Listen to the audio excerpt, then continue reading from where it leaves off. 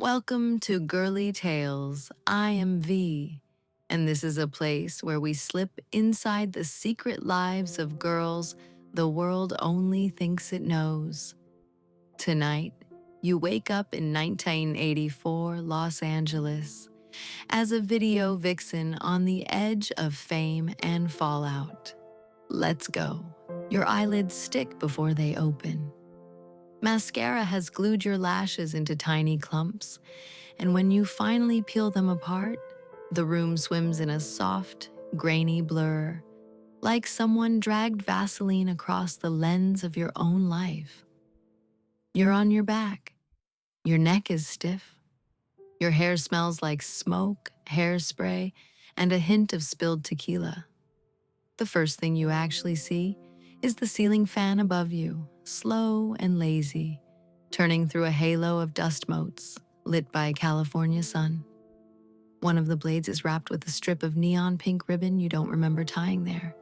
It spins, spins, spins, a quiet, hypnotic circle above you. Somewhere outside your window, Los Angeles hums, a distant siren, a helicopter chopping the hot air, a car stereo throbbing with a bass line you can feel more than hear. You swallow, your throat is dry. There's a bitter aftertaste of cigarettes and cheap champagne on your tongue. You are not in your childhood bedroom. You are not the girl from the small town with the grocery store and the church and the kind of nights that end by 10. You are in your studio apartment off Sunset Boulevard, 1984, and your answering machine's red light is flashing like a tiny, relentless heartbeat. You lie there for a moment, absolutely still, letting the reality of this version of you settle over your skin. You are 22. You are a video vixen. You are the girl who appears in 3 minutes of fantasy on MTV again and again, looping silently on 100 motel TV sets you will never see. You close your eyes again just for a second. Last night comes back in fragments, like someone shuffling through Polaroids.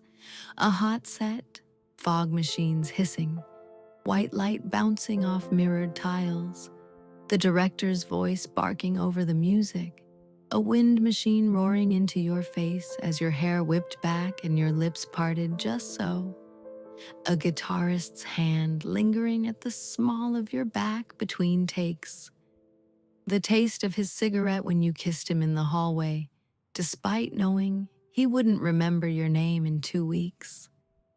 The beat, always the beat. You drag your fingers over your face, feeling the crust of old makeup.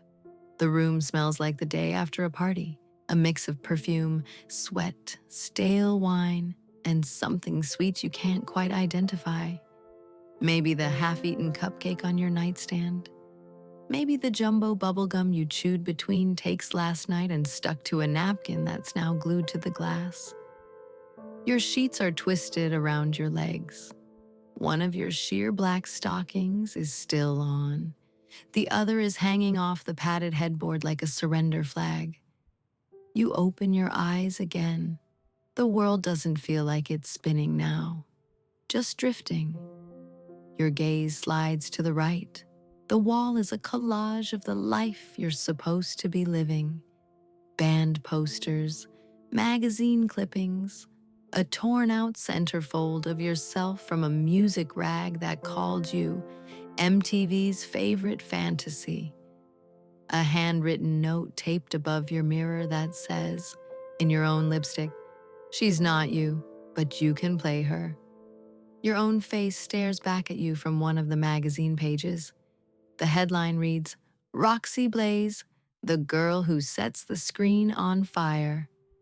You look at her, Roxy, your stage name, the name the agent picked because your real name sounded too nice, too Midwest, too forgettable. The name that feels like a costume, like sequins stitched over bare skin. The name that gets shouted on set and scribbled on call sheets and murmured in bathrooms by girls pointing at the screen saying, "I like that one." I want to look like her. You shift a little on the mattress, feeling the protest in your lower back, the way your heels are sore from dancing in shoes that were 2 inches too high and half a size too small. Sunlight slants through the blinds, drawing zebra stripes over your bare shoulders. Somewhere, far below, someone slams a car door. A dog barks, a siren wails, then fades. Los Angeles, always awake, even when you're not. You turn your head toward the clock. The red digits glow, 12:37 p.m. You slept through the morning again. You should feel guilty, but you don't. Not really, not anymore. Nights are your real life. Days are just the time between. You push yourself upright, slowly. Your head throbs in that soft, dull way that promises to go away if you move carefully, eat something, and drink water. Your hair falls over your shoulders in a wild, tangled mass, fried at the ends from too many curling irons, highlighted too often, still holding the shape of last night's back combing. You catch a whiff of your own perfume, something cheap and sugary they gave you for free in a gift bag at a promo event. Vanilla and fake strawberries. Underneath that, your shampoo, your sweat, smoke from last night's club. The answering machine clicks softly, reminding you of its presence. Blink, blink, blink. 3 messages, 3 fragments of your life waiting to be heard. You plant your feet on the floor. The carpet is thin, scratchy under your toes. Some glitter from yesterday's outfit has embedded itself in the fibers, tiny points of light stuck in worn beige. You sit there on the edge of the bed, feeling heavy and light at the same time, like your body is here. But parts of you are still underneath those hot stage lights, under the gaze of the camera lens. You reach up and touch your own collarbone. There's a faint, sticky residue there from body oil and shimmer powder. You rub it between your fingers, watching the faint sparkle catch the sun. You're supposed to be in a music video again tomorrow. Another band, another concept, another costume, another version of the same girl. But right now, in this sliver between last night and tomorrow, it's just you. You stand. The room tilts a little, then steadies. Your nightgown, or what passes for one, is just an oversized tour t-shirt from some band you don't even remember seeing. The cotton hangs mid-thigh, revealing one bare leg and one leg, still trapped in a stocking that's gathered around your calf. You bend, peel the stocking down, and toss it toward the laundry basket. It misses and lands on the poster of a band whose lead singer tried to convince you to go home with him by promising you immortality on tape. You smile to yourself. Immortality, yes. In 30 years, someone might find a dusty VHS tape of a music video where you writhe on a car hood and simper at the camera. A pixelated ghost of you trapped in analog amber. You pat across the room. The answering machine's red light pulses again. You hit the button. A small click, a hiss of tape. Your own recorded voice, cheerful and manufactured. Hey, you've reached Roxy. Leave a message, and if you're cute or paying, I'll call you back. Beep.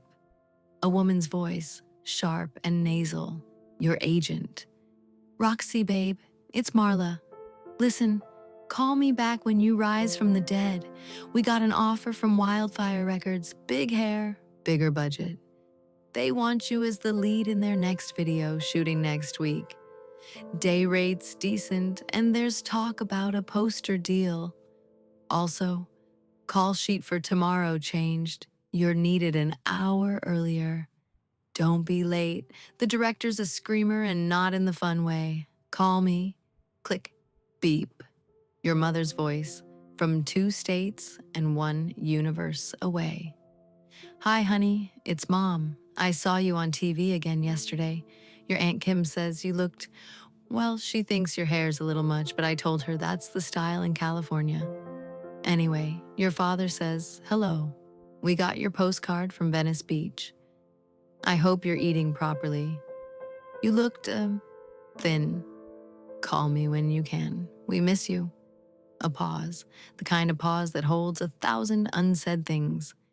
Love you. Click beep. A male voice, too loud, slightly slurred. Roxy, it's Snake. You have to smile at his fake name. You never did figure out his real one. Great work last night. The boys are still talking about that shot on the hood. Listen, we're having a little get-together tonight at the house up in the hills. Couple of girls, some fun, some, you know. If you want to come up, bring that smile and those legs. You're on the list. Ask the gate for Midnight Riot. See you, babe. Click. The machine hums, then falls silent. 3 worlds, pressed into 3 small messages. Business, family, fantasy. You stand there listening to the ghost of your own fake cheerful greeting echo back at you. Roxy, Roxy, Roxy. Your real name sits somewhere behind your teeth waiting, but you don't say it. Not out loud. Not right now. You cross to the small kitchenette. The apartment is really just 1 room doing its best to pretend it's 3. Bed here, couch there, a short counter with a sink and 2 burners pretending to be a kitchen. A bathroom door just big enough to close you in with your reflection. You open the fridge. A sad lineup, half a bottle of white wine, some leftover Chinese food, in a paper carton, 1 bruised apple, a jar of pickles, and a yogurt that expired last week. You grab the apple and the cold water from the tap. The water is metallic and harsh, but it slides down your throat like mercy. You bite into the apple. Grainy, a little mealy, still better than nothing. You lean your hip against the counter, staring out the small window over the sink.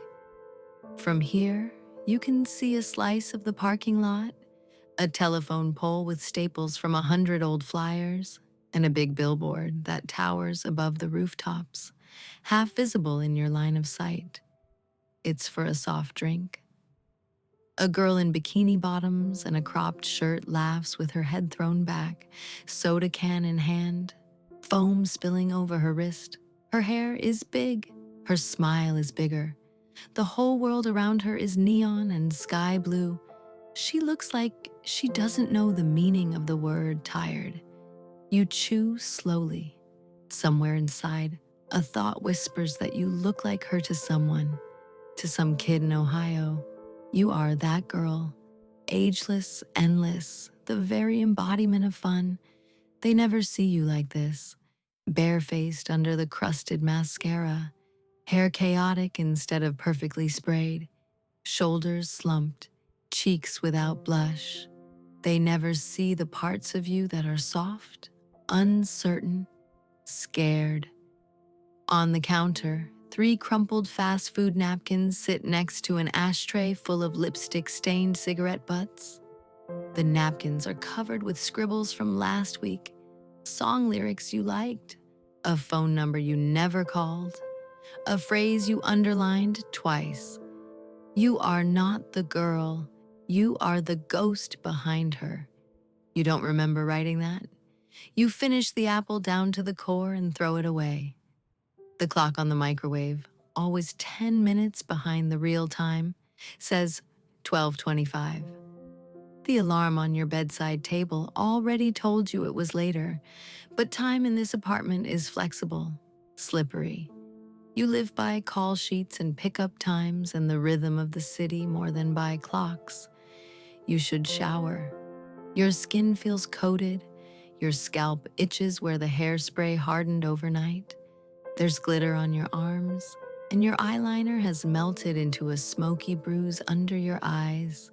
You step into the small bathroom. The light is too bright, harsh yellow from the single bulb above the medicine cabinet. You blink at yourself in the mirror. There she is. You. but not. Your lips are bare and pale. Last night's lipstick has worn away, leaving just a faint stain at the edges. Your eyes look bigger without all the gunk, somehow more vulnerable. You lean closer.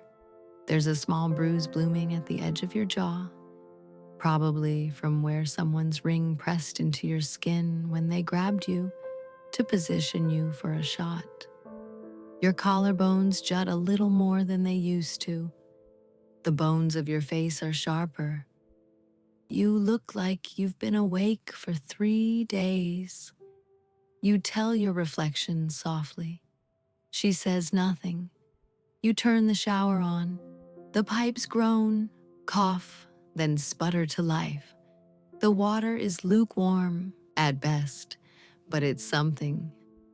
Steam begins to fog the lower half of the mirror. You undress, pulling the oversized t-shirt over your head.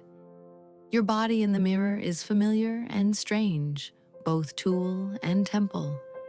You know it from every angle you've seen, replayed on monitors, from the way choreographers move your limbs, from the way stylists circle you, tugging, adjusting, pinning. You step under the spray. The water runs over your shoulders, down your back, between your shoulder blades. Mascara bleeds, foundation melts, glitter sluices away in rivers of tiny sparkles swirling down the drain. You close your eyes and let the water drum on the crown of your head. When you were 17, showers meant getting ready for school. A quick rinse before jeans and a sweater, and a walk down the street with a backpack slung over one shoulder. Your hair braided by your mother's hands.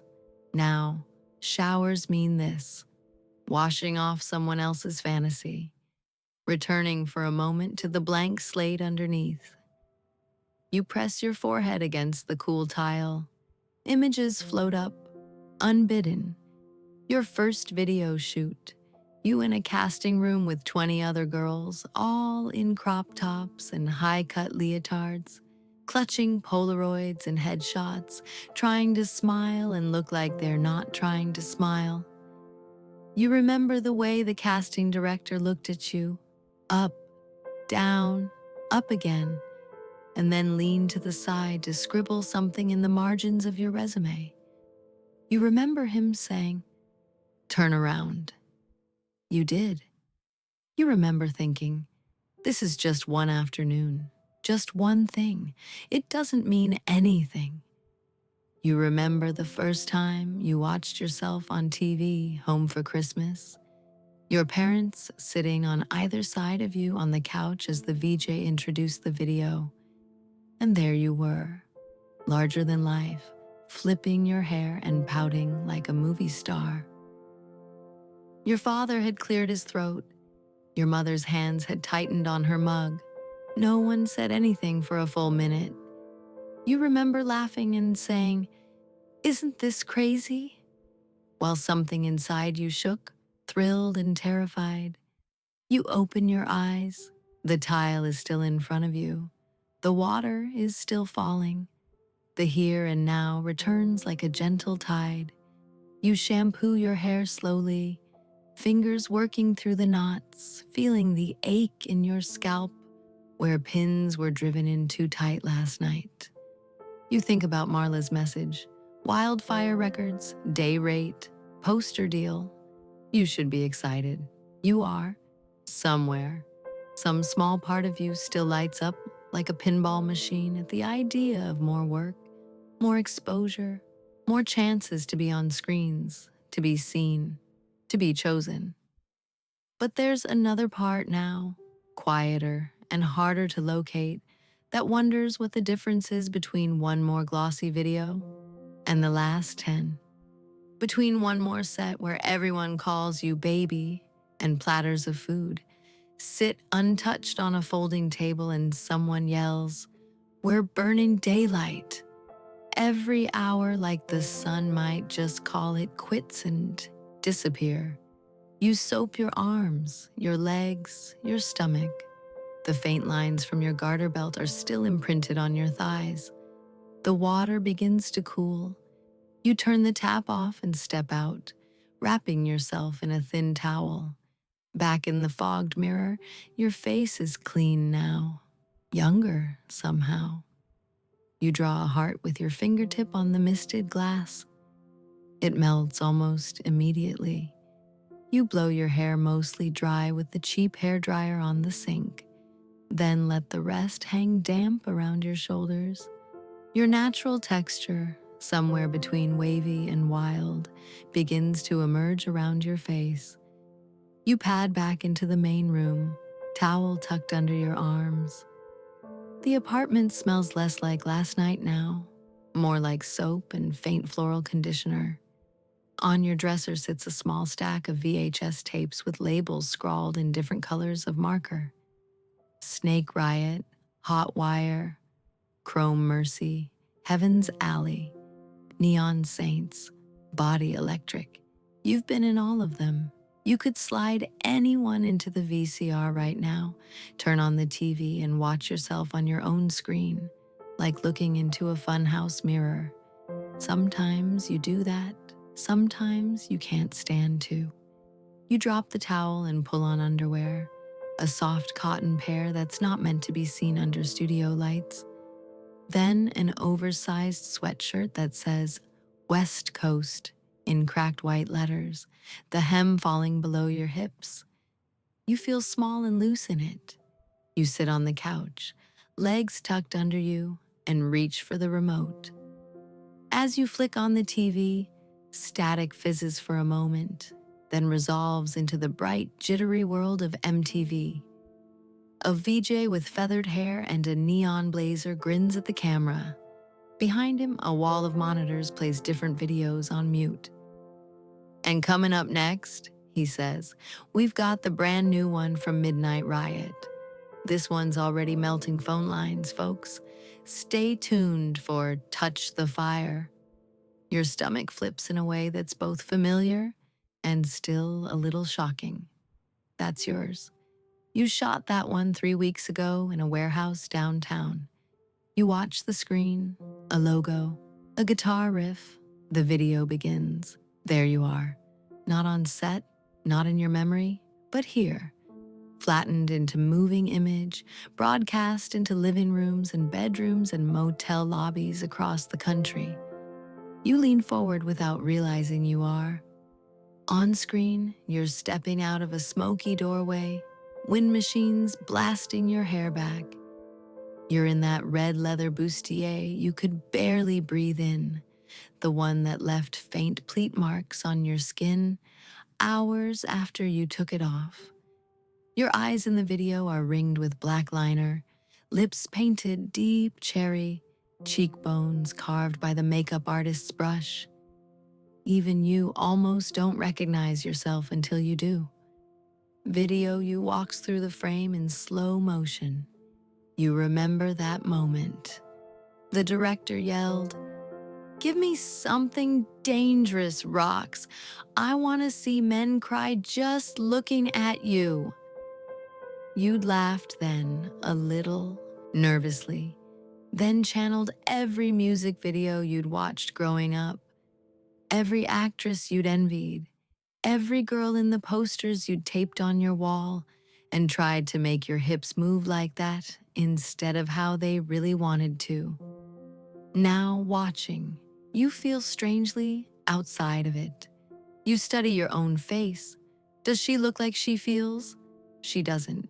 She looks like she owns the room, like she knows exactly what she's doing, like she's in on a secret everyone wants.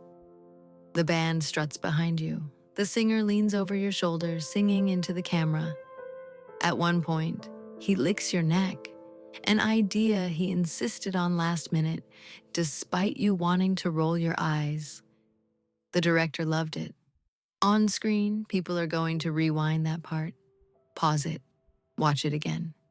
Off screen, you remember the way his tongue smelt like whiskey and mint and tiredness, the way he called someone else baby 10 minutes later. The chorus hits. The video cuts between you dancing, you leaning against a car, you sliding down a wall in a shower of sparks. Practical effects, the stunt guy said. No worries, sweetheart, it's safe. You watch yourself. You watch the girl they edited you into being. She is all edges and angles, every movement choreographed, every look calculated to stab straight through the lens and into the viewer. You know where you were sore afterward, where your feet blistered, where the sequins scratched your ribcage, where your smile wavered between takes. No one else will. The song ends, the VJ's face comes back, grinning. That was Touch the Fire from Midnight Riot with the unstoppable Roxy Blaze. We'll be right back. You click the TV off. The room is suddenly quiet. Your own name hangs in the air like smoke. Unstoppable. You look down at your bare knees, the faint imprint of the couch cushion on your skin. If they could see you now, the VJ, the band, the kids watching at home, would they still call you that? You let yourself sink back against the cushions. The silence is full, but not heavy. You can hear someone laughing in the hallway outside, footsteps going past your door, a faucet running in the apartment next door. Somewhere, a radio playing slightly out of tune rock. This is the part no one writes songs about. The in-between.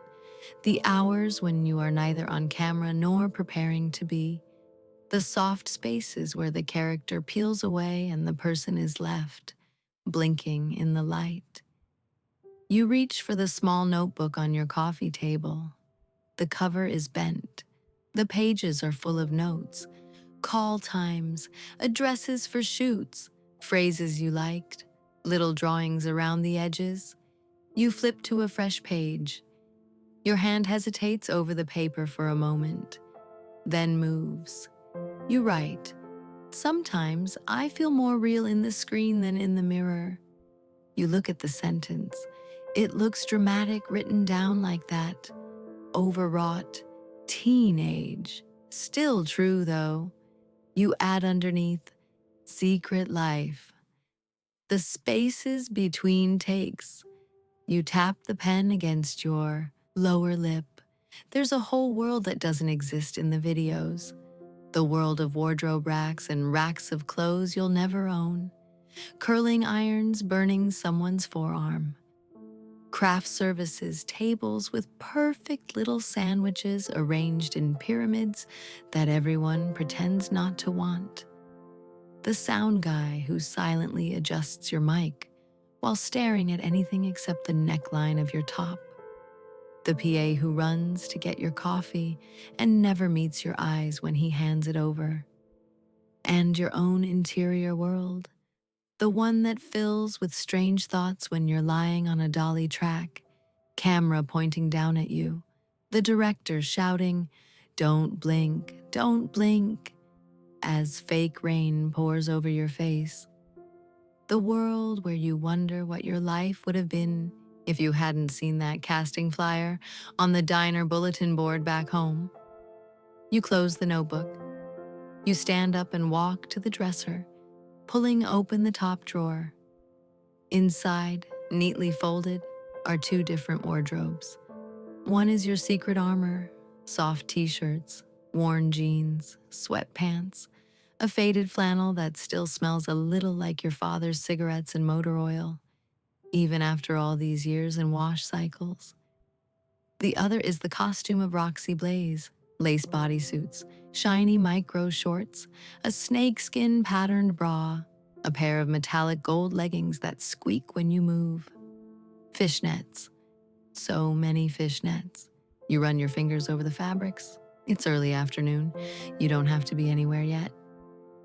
The call sheet for tomorrow's shoot is on the fridge, held up by a magnet shaped like a cartoon avocado. You should probably look at it again. Memorize the address, the call time, the styling notes. Instead, you take out a pair of jeans and a plain tank top. You pull them on, the denim rough but familiar against your skin. You shove your feet into sneakers that have seen better days.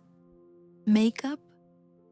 You look at yourself in the dresser mirror, your face bare except for a little mascara you missed around the lash line. There are faint shadows under your eyes.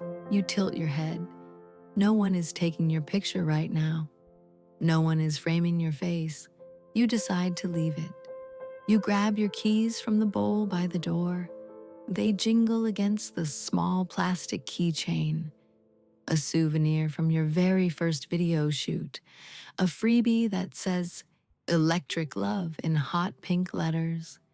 You open the door. The hallway smells like someone's cooking garlic and someone else's incense.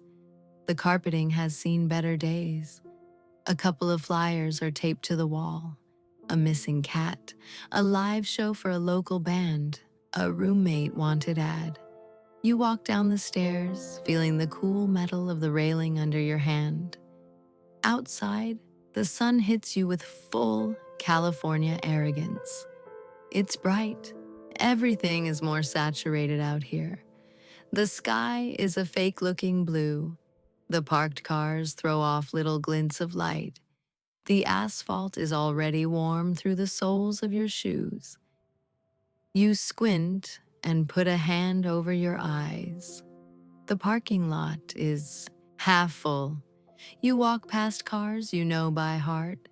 The yellow Camaro that belongs to the guy upstairs who plays drums at midnight. The busted sedan of the woman with 3 kids and a perm. The motorcycle that's usually there and isn't today. Your own car waits in its spot. It's not glamorous. A used hatchback that sometimes squeals when you turn too sharply. The paint is fading in places, sunburned. There's a small dent on the passenger side from a runaway shopping cart. But it starts when you ask it to, and that's what matters. You slide into the driver's seat. The steering wheel is hot. You pull your hand back with a hiss, blow on your fingers, then grip it anyway. A small stack of cassettes spills out of the glove compartment when you open it to grab your sunglasses. You sift through them. Prince, Pat Benatar, Michael Jackson. A mixtape someone made you once labeled Roxy's Road Jams in bubble letters. You pop the mixtape into the cassette player and push it in with a satisfying click. The tape whirs. A second later, synth drums fill the car. You roll the window down. Warm air rushes in, carrying the scent of exhaust, jasmine, and fast food. You pull out of the lot onto the street. Los Angeles unfolds around you like a story you've stepped into mid-chapter. Billboards, palms, wires crisscrossing the sky. A bus stop where a girl with bleach blonde hair and a suitcase sits staring at nothing.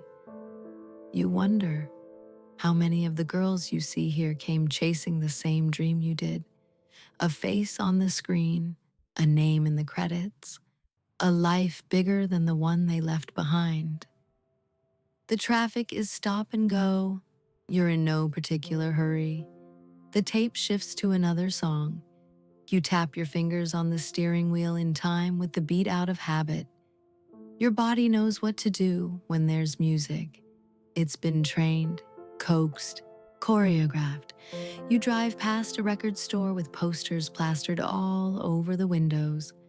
One of them is for Midnight Riot. The same video you just watched at home. There's your name in small white letters at the bottom.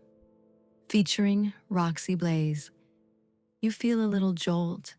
It's still strange, seeing your name in print even now, like it's someone else they're talking about, like you're impersonating her, and one day she'll show up to reclaim her life. You find a parking spot near the coffee shop you like, a slightly grimy place with cheap coffee and no illusions. Inside, the air is cooler. The floor is sticky in a couple of places. The chalkboard menu is smudged. A fan oscillates lazily in the corner. The clientele is a mix of suits, girls with notebooks, guys with guitars, and one older woman with rollers in her hair, drinking coffee like it's the only thing keeping her standing. You get in line. Before you, a guy in a leather jacket argues with the barista about whether or not heavy cream is rock and roll enough for his coffee. You half listen, half zone out, the hum of voices blending into a low, soothing sound. When it's your turn, the barista, a girl with a nose ring and chipped black nail polish, gives you a quick once-over. "Haven't seen you around," she says, pushing her bangs off her forehead with the back of her hand. "You knew?" "No," you say, surprising yourself with how soft your voice sounds in here. "I just usually come at night." She nods like that makes sense. "City looks different in the daytime, huh?" "Yeah," you say. "Everyone looks like they're pretending to be someone else." She laughs, scribbles your order on a cup. "So," she says as she works, "you one of those girls that's always on TV?" You blink. You didn't think she recognized you. "Sometimes," you say cautiously. "Thought so. My roommate's got your picture on her wall. From that one video with the broken mirror and the smoke machines." She whistles. "She legit practices your hair flips in the bathroom. Thought she was gonna break her neck last week." You feel something flutter in your chest. Embarrassment, pride, something unnamed. You imagine this roommate in a towel, flicking her hair in front of the mirror, trying to be you, trying to be someone else. You don't know what to do with that. You pay, take your coffee, and pick a seat by the window. From here, you can see the street, the people moving past, tiny dioramas of lives you'll never know up close. You take a sip. The coffee is too hot. It burns a little. You welcome it. Your mind drifts. What would they say, these strangers, if they knew that the girl in the big red leather bustier and the girl in the oversized sweatshirt with damp hair braided into a tie-down are the same person? Would they believe you? Would they care? You watch a man in a suit hurry past, clutching a briefcase. A woman pushes a stroller. Two teenage boys laugh, jostling each other, one of them air guitaring dramatically as they cross the street. Somewhere, a car honks. On the wall next to you, someone has carved words into the wooden paneling with a pocket knife. "This town loves you until it doesn't." Your eyes linger on that sentence. You wonder who wrote it. An actor? A singer? A waitress? A guy who came here with a script and left with nothing but parking tickets? You see your future in that sentence for a tiny, uncomfortable second. Then you shove the thought away like a bad demo tape. You're 22. You're in demand. Your agent's machine is full of offers. Your face is on posters and screens. You're not supposed to be thinking about after. You're supposed to be thinking about more. You finish your coffee slowly, letting the caffeine seep into your veins, smoothing out the rough edges of your sleep-deprived brain. Your mind floats back to the messages. Marla, your mother, Snake. Tonight you could go up to the hills. There would be music and drinks and the same faces from set, only blurrier in the low light, more unguarded. You'd perch by a pool that looks out over the entire city, the lights spread beneath you like a spilled jewelry box. You'd laugh. You'd let someone refill your drink. You'd admire the view. You might wake up tomorrow with someone else's jacket on your floor and a new story you don't want to tell in daylight. Or you could go home. You could watch TV and fall asleep on the couch. You could call your mother back. You could not. You swirl the dregs of your coffee around the bottom of the cup. The decision stays suspended, unmade, floating in that tiny vortex. On the radio behind the counter, a familiar song comes on. You recognize it instantly. You were almost in that video. You remember the audition. The band's manager loved you. The director didn't. He said you were too much for what he wanted. To what? To something. Not enough something else? You listen to the chorus. You imagine the girl they chose instead. Does she wake up like you did today? Does she stand in front of her bathroom mirror and think, who the hell am I when no one's yelling, action?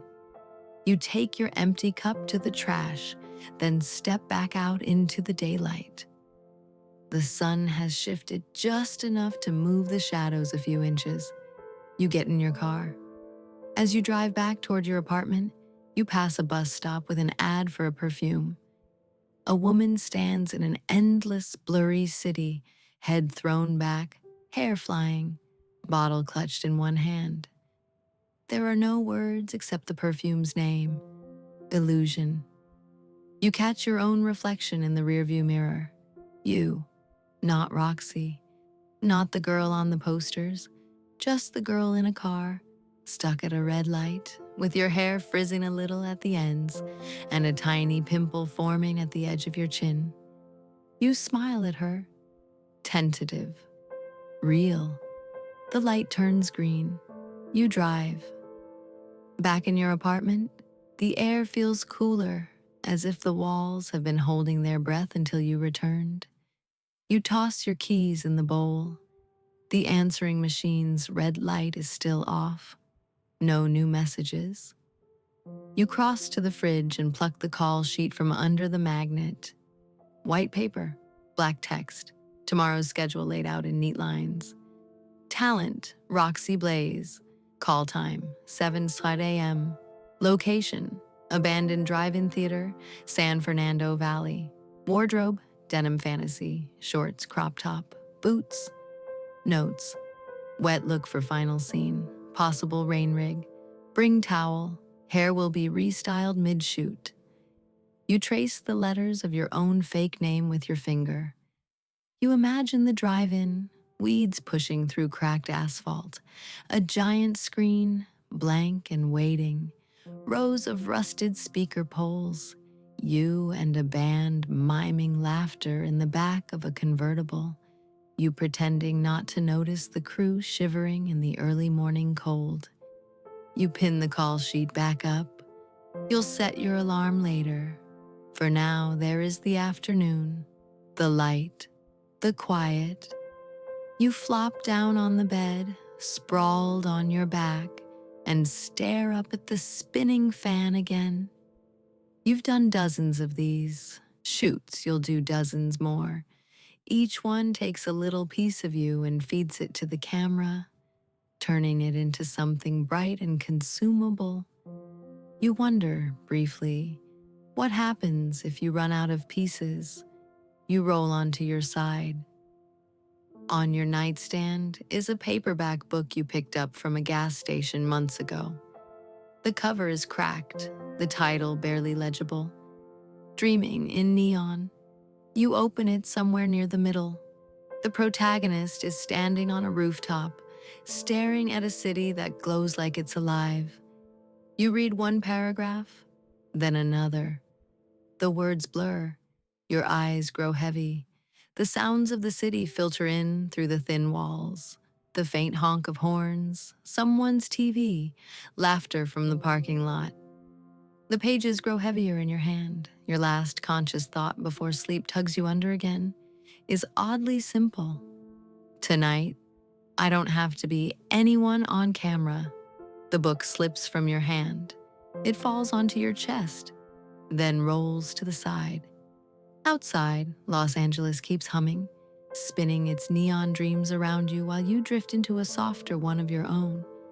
And somewhere, on a TV in a house you will never enter, your image plays on repeat. All hair and lips and slow motion hips, while the real you sleeps in a cramped apartment, barefoot and barefaced, dreaming of a version of yourself that isn't on any screen at all. Evening slides in without asking your permission. You wake to a sky the color of dusty peach through the blinds, that in-between light where everything looks softer and a little unreal. For a moment, you don't remember where you are. The ceiling fan spins above you, slower now, like it's tired too. Then the shape of the room comes back, the dresser with its cluttered top, the VHS tape stacked like uneven bricks, the call sheet on the fridge, Los Angeles outside, turning on its neon one sign at a time. You inhale.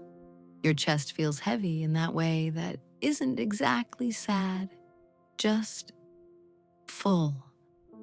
The book you were reading lies half open beside you, pages bent. A faint line of drool glistens at the corner of your mouth. You wipe it away with the heel of your hand and huff a quiet laugh. So glamorous. The room is dimmer now, shadows thicken the corners.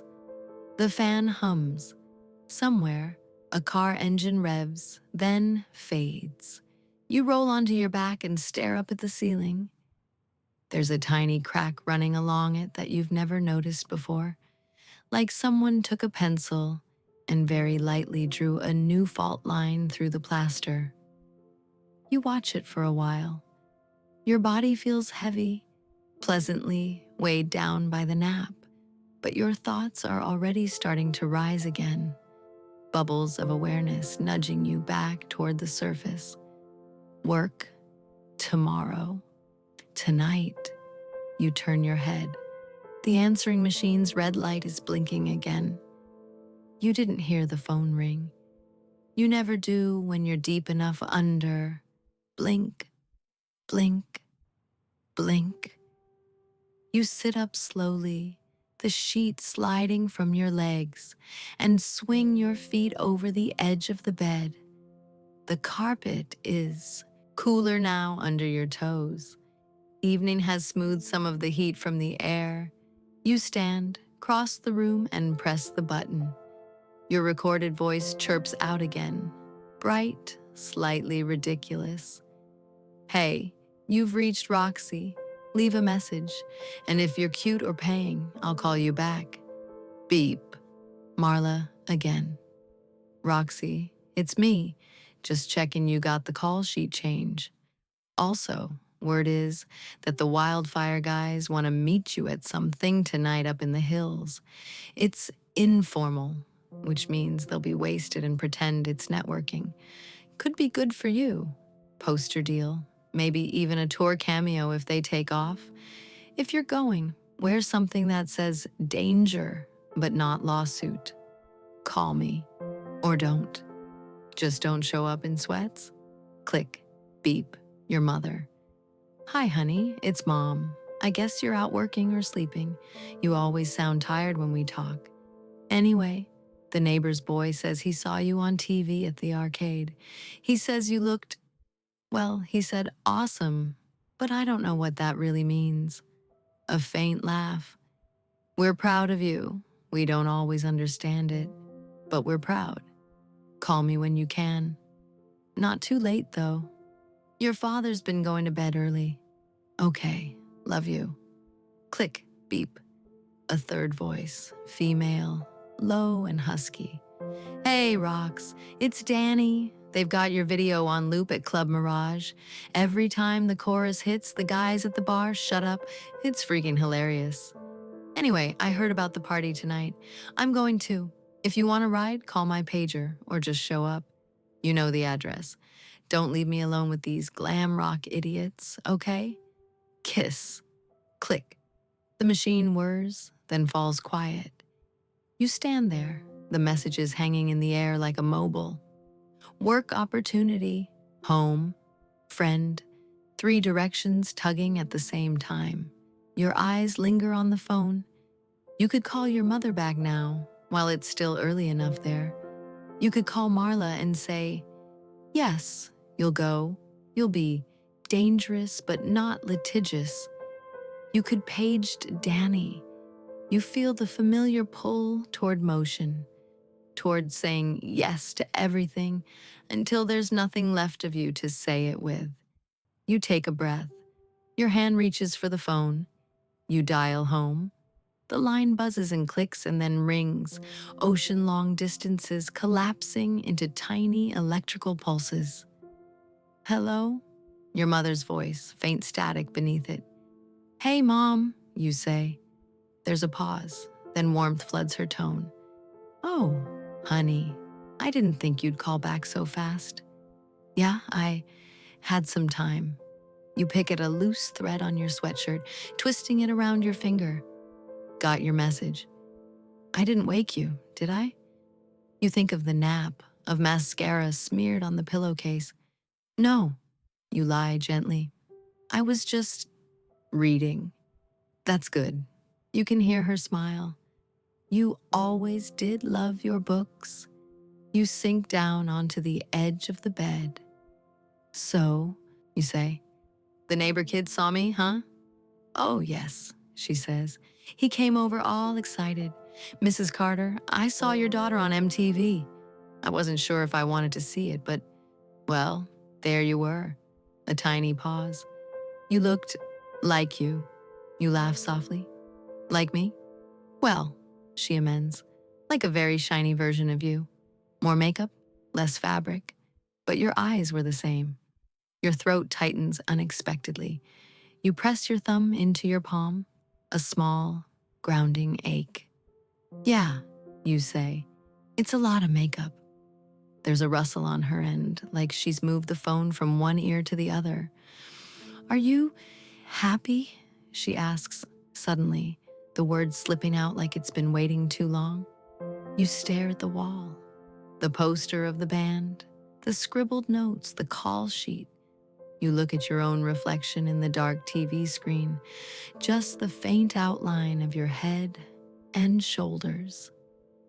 I don't know, you say, honestly, before you can catch the impulse and dress it up. Some days, some nights, some moments.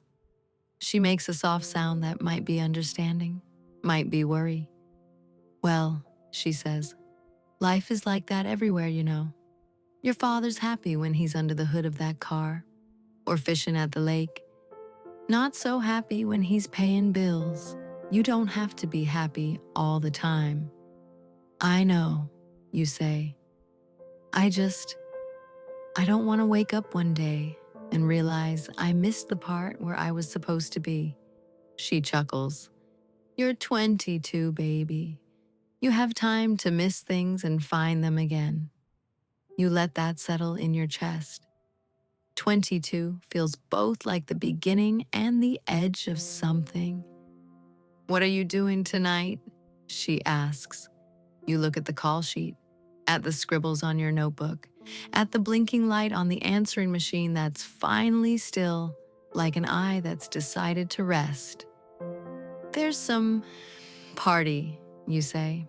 Up in the hills, music people, work stuff. Do you have to go?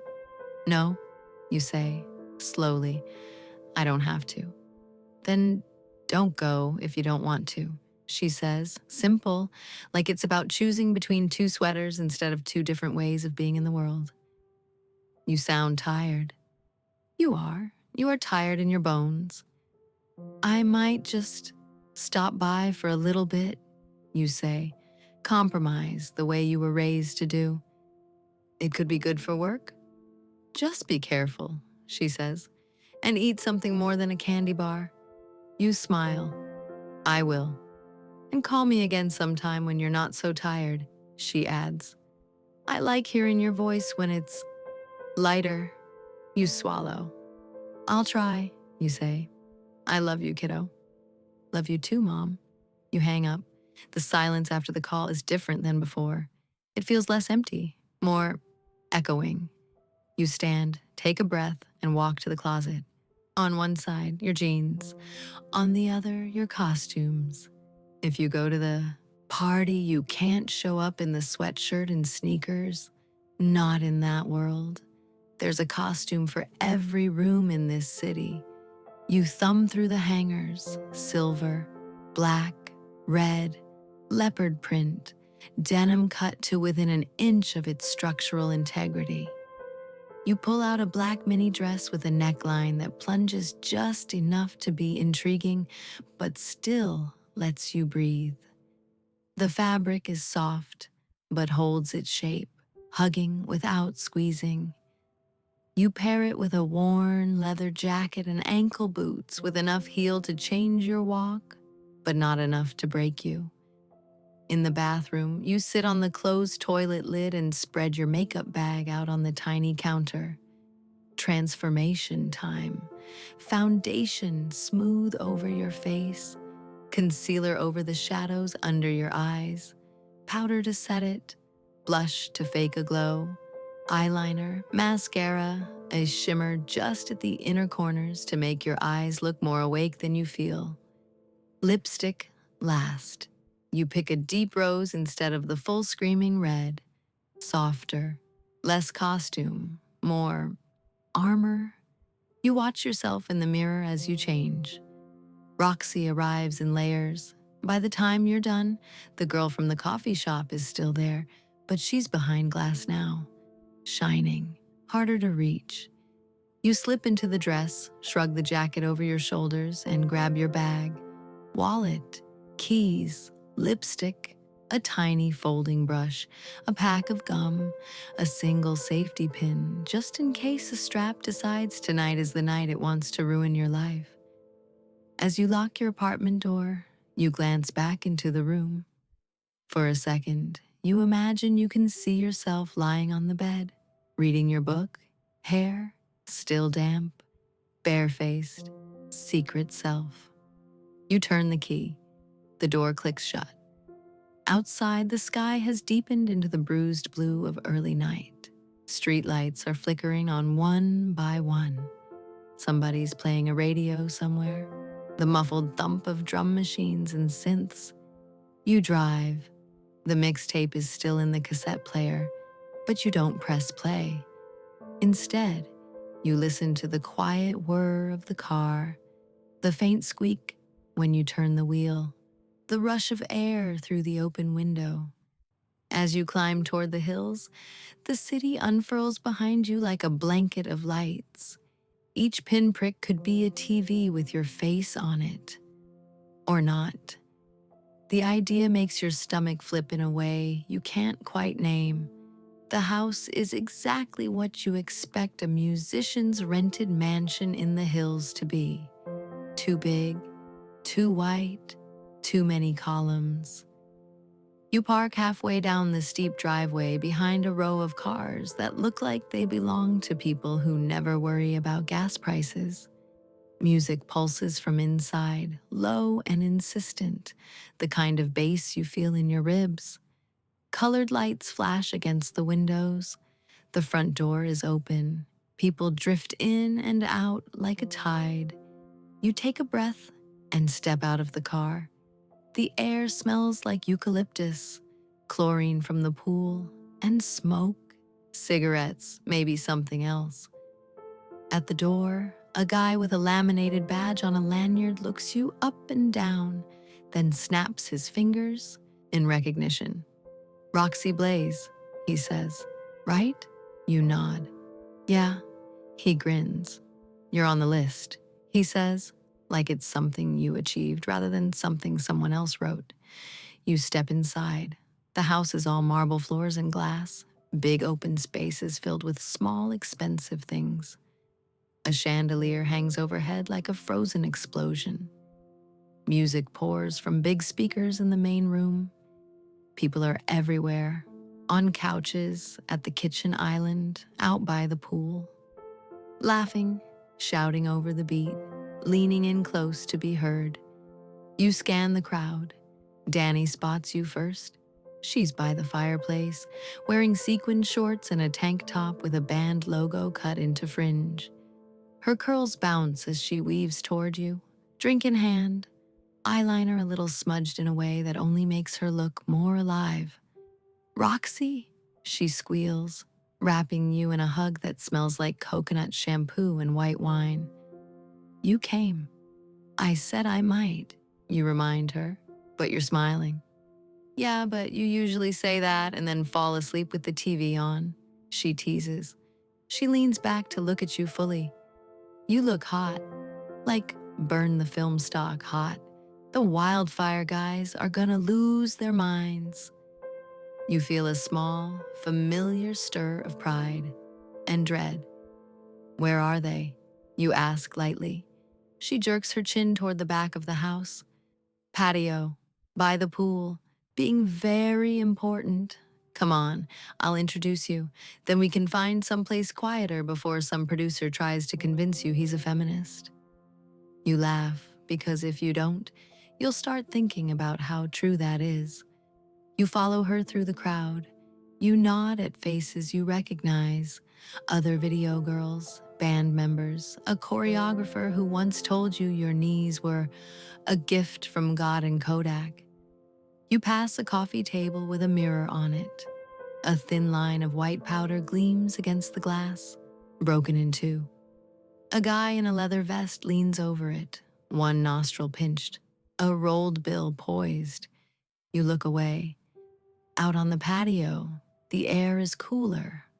A pool stretches out toward the city view like a sheet of black glass, dotted with floating candles.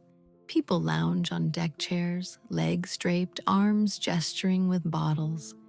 Near the edge, a cluster of guys stands around a tall, lanky figure with a mane of hair that looks both deliberately and accidentally wild.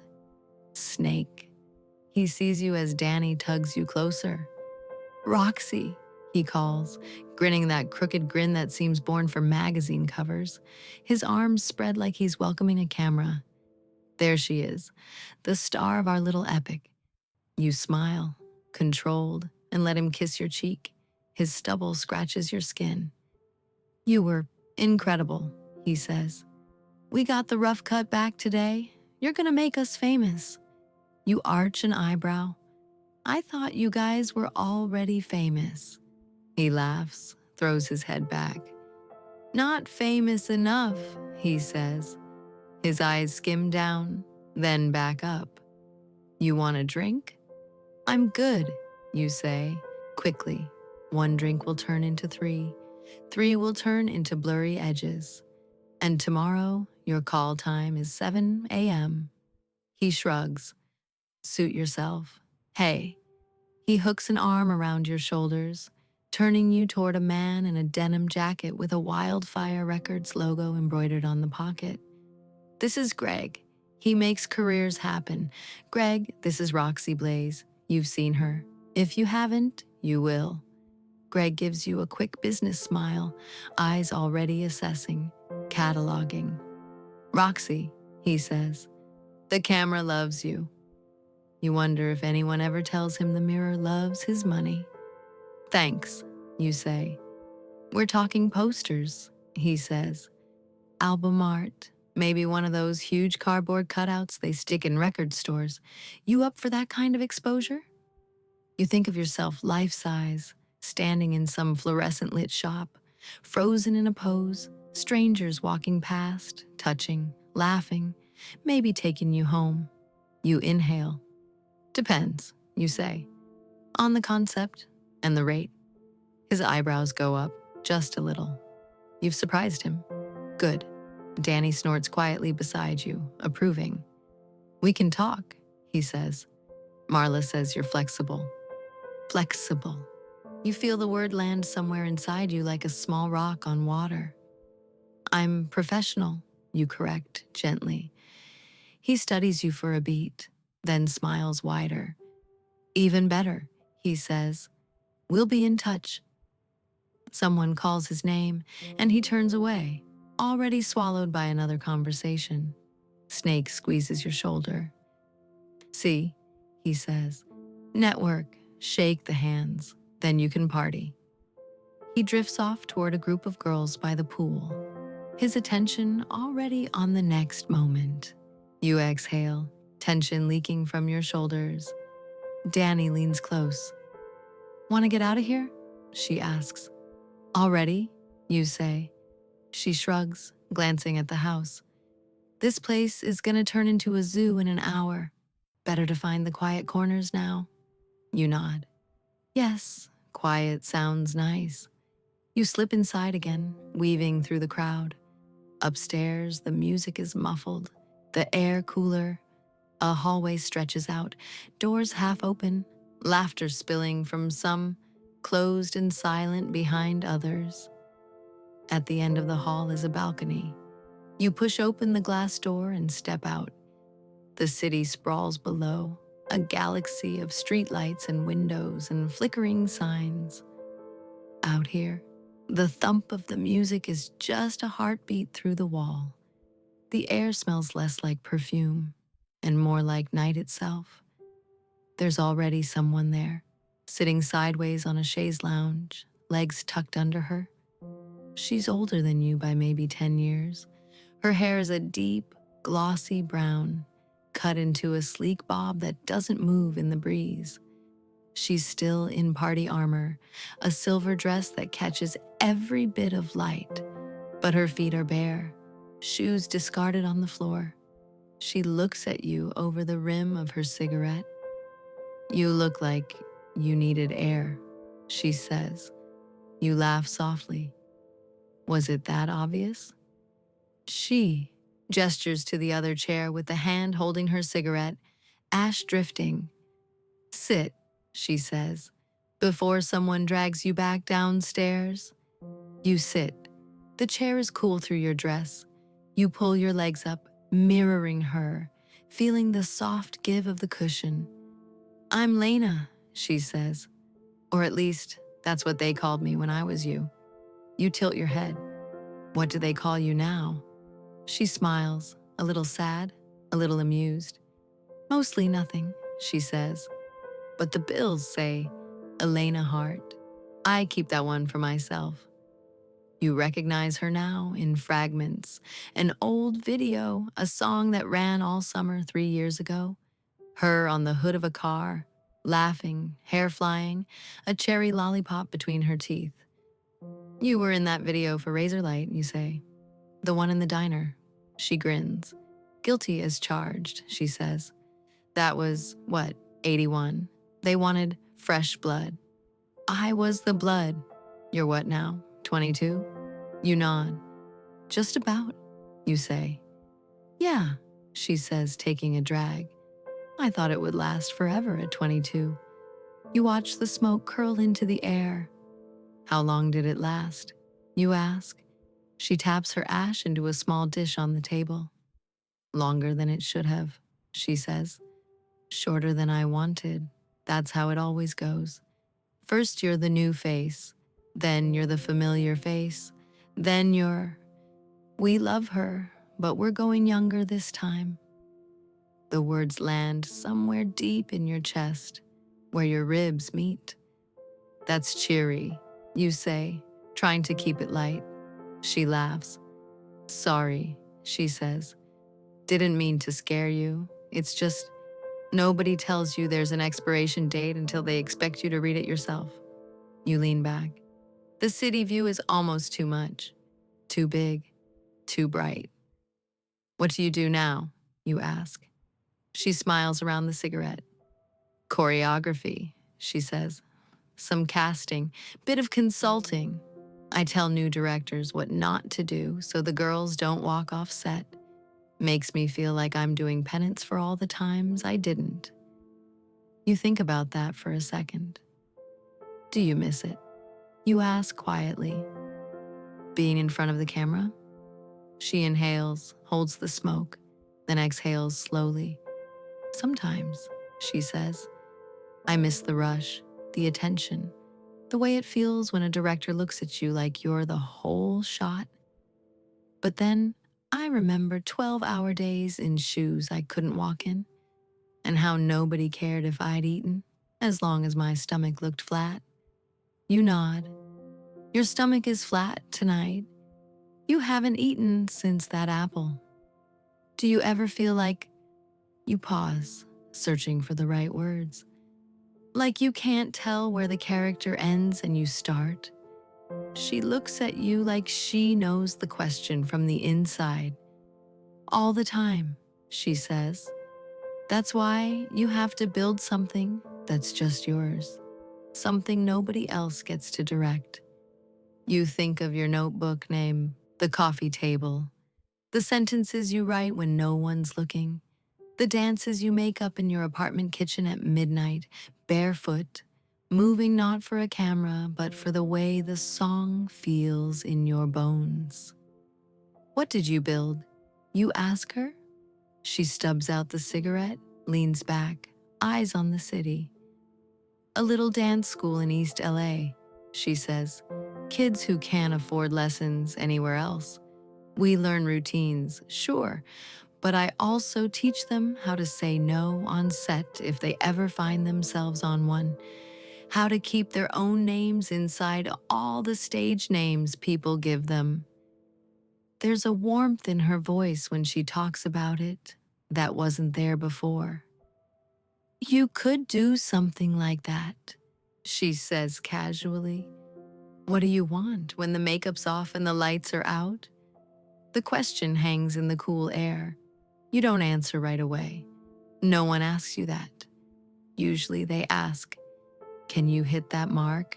And can you be here at 6? And can we make the top a little tighter? You look down at your hands, your fingers long and strong from years of dance classes and holding on to things. I like making things, you say, slowly. The choreographers come up with the moves, but I always adjust them a little to make them feel right in my body. I write stuff too, just little things, thoughts, lines. Songs? She asks. You shake your head. Not yet, you say. Just sentences. She nods. Everything starts as sentences, she says. Don't let this town trick you into thinking your brain's just a hanger for clothes. You smile, surprised by the rush of relief those words bring. I don't know where to start, you admit. She shrugs. Start small, she says. Take 1 hour a day and make it yours. No auditions, no calls. Just you and whatever's in your head waiting to come out. Guard it like it's something precious, because it is. You look out over the city again. So many windows, so many lives. You wonder how many of them are keeping a small, sacred hour for themselves, hidden behind everything the world thinks they are. The balcony door slides open. Noise rushes out, a burst of laughter, a high note from a song, the low rumble of countless conversations. Danny pokes her head out. There you are, she says, hand on the frame. I've been fending off a producer who wants you to consider a role in his independent film. Translation, a movie with no budget and a lot of tasteful nudity. You make a face. No, thank you. I told him you're booked until the world ends, she says, then notices Lena. Oh, hey, you two meet? Sort of, Lena says. I was giving her the "this town doesn't last forever" speech. Danny rolls her eyes. Lena loves that speech, she says. Don't worry, Rox, you've got time.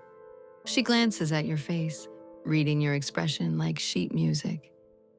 You okay? She asks. You nod. Yeah, you say.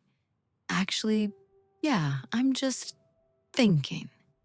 Lena stands, slipping her shoes back on with a small grimace. The thinking is good, she says. Do more of that. I'm gonna head out before someone talks me into a shot of something I can't pronounce. She squeezes your shoulder as she passes. Nice to meet you, she says. See you on set someday, I hope, on the right side of the camera. You watch her go, a silver streak disappearing into the warm, loud belly of the house. Danny drops onto the chair she vacated. So, she says, on a scale of 1 to torched, how over this party are you? You consider. About a 7, you say. Same, she sighs. Want to bail? The old you, last month, last year, would have stayed, would have waited for the moment when the lights went lower and the music got louder and the pool turned into a mirror of chaos. Tonight, though, you think of your call time, of your notebook, of Lena's words. 1 hour, that's just yours. Yeah, you say. Let's bail. You make your way back through the house. Someone tries to put a drink in your hand. You smile and sidestep. A guy you vaguely recognize from a video set leans in too close. You angle your body away, wave half-heartedly, keep moving. Out in the driveway, the air feels cleaner. Danny fumbles for her keys. You need a ride? She asks. You shake your head. Nah, you say. I'm good, I didn't drink. Responsible queen, she says, saluting. Text me tomorrow if you don't die on set. I won't die, you say, unlocking your car. They need me alive to hit my marks. She laughs. Love you, video girl, she says. Love you too, you say, and mean it. You slide into your car. As you reverse down the driveway, you glance up at the house. The windows blaze with light. From out here, it looks like a place where every dream is already true. You know better. On the way back down the hill, you turn the radio on, a soft rock station this time. The DJ's voice is low and smooth, the songs slower. Ballads, lush synths, voices singing about love and regret, and things people write about when they think the night might be listening. About halfway down the hill, one of your videos comes on.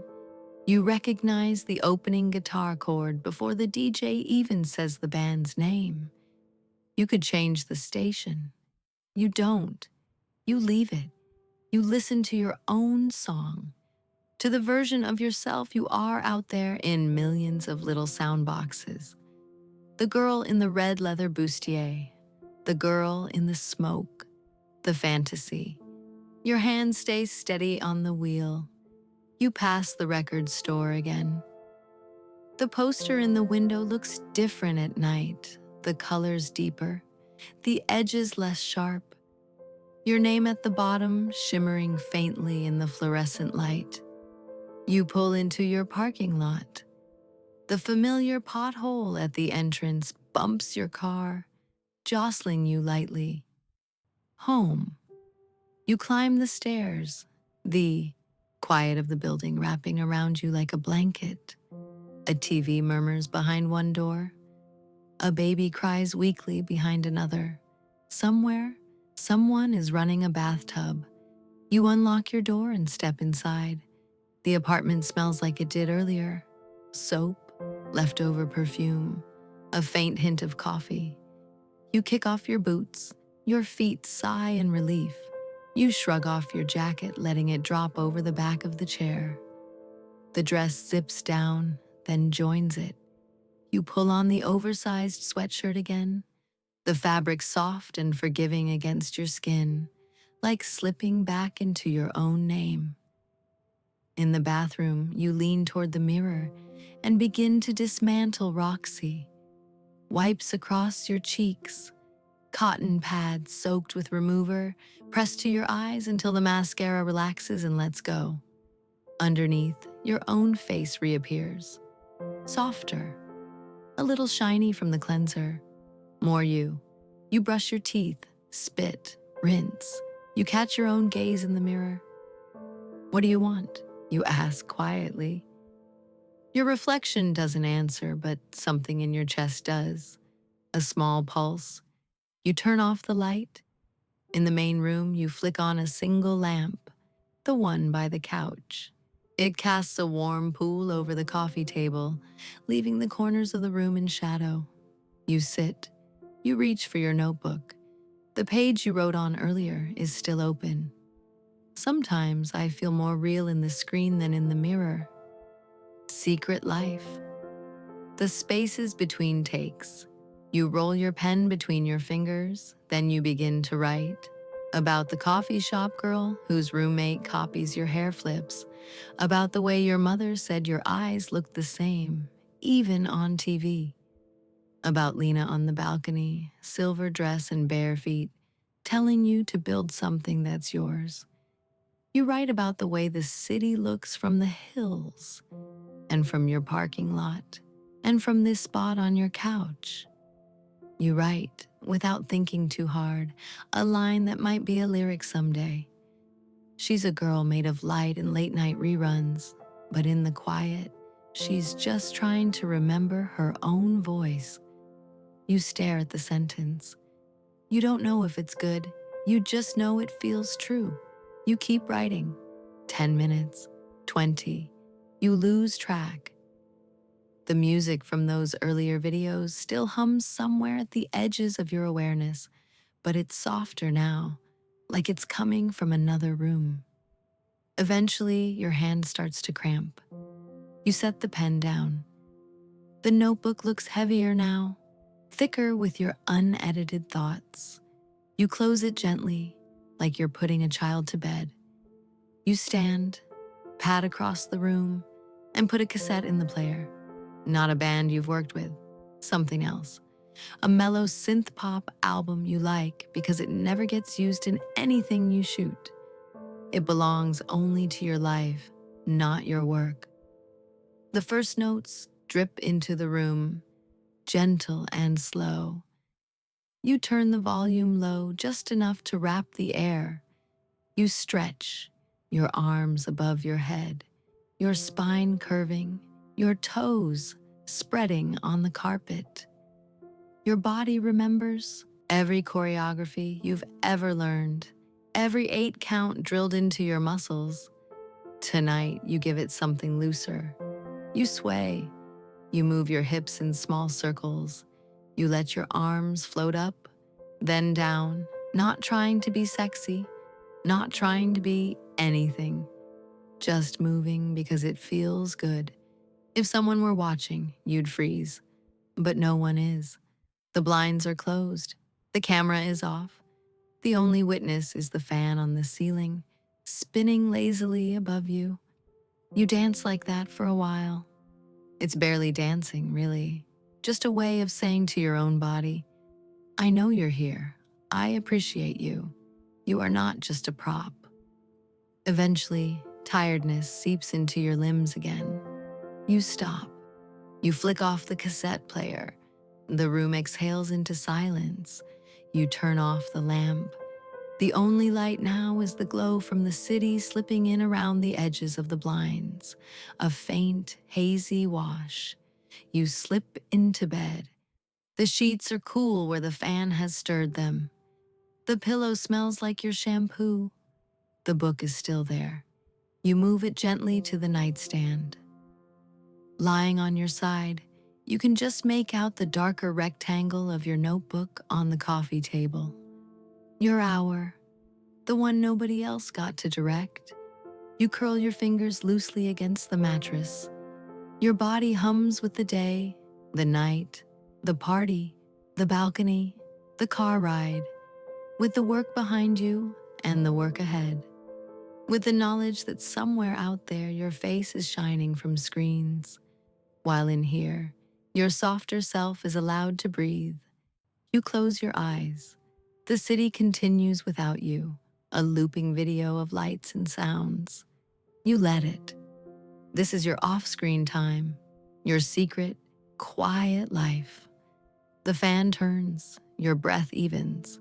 Sleep comes, not like a slammed door, but like a curtain gently lowered between you and the world, leaving you in your own private backstage. And as you drift at the edge of it, a last small awareness floats through your mind. There will always be stories like this one, about girls on screens and girls behind them, about lives lit by neon and softened by night. You can come back to them whenever you want, let them keep you company, help you unwind, help you sleep. All you have to do is close your eyes, breathe, and remember that you can always return here to these gentle wandering tales whenever you need the sound of a story to carry you into the dark.